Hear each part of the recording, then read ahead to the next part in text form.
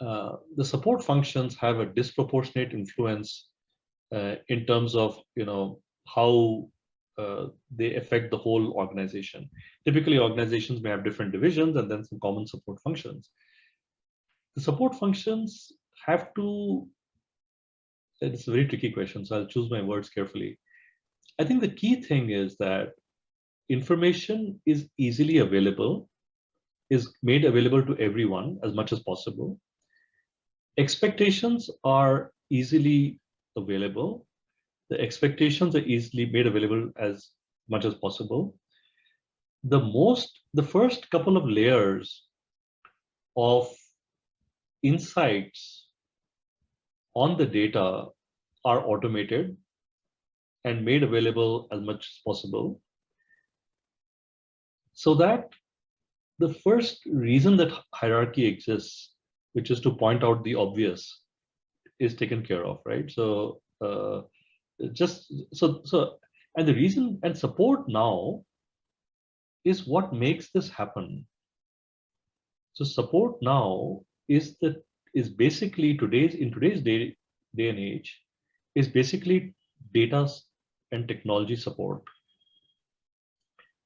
I mean, you can say you have finances support, HR support, etc. But all of these are ultimately going to be data and technology support teams, right? I mean, there will be a couple of few finance people, but it's going to be data and technology support. So I think you have to think in your company of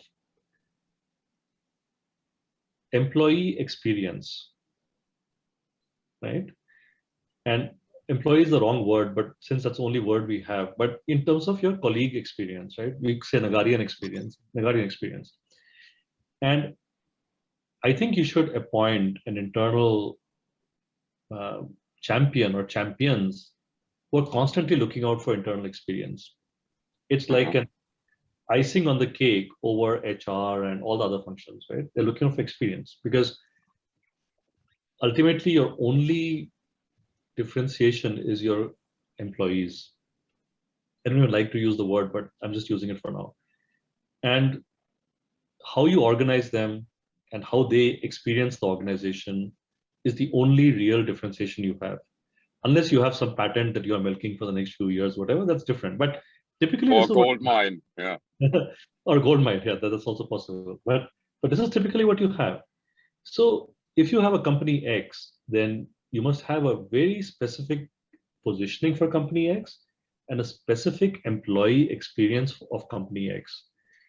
And then the support team is basically delivering the technology and the data for, on one hand, the experience, on the other hand, the insights and automated support and nudges and expectations and deviations and all that.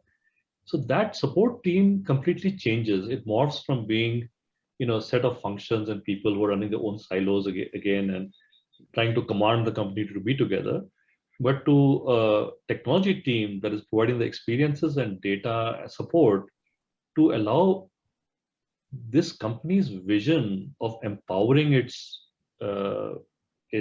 entire employee base to come to life. It's a very, very, very amazing, I think, change in the way we look at employees.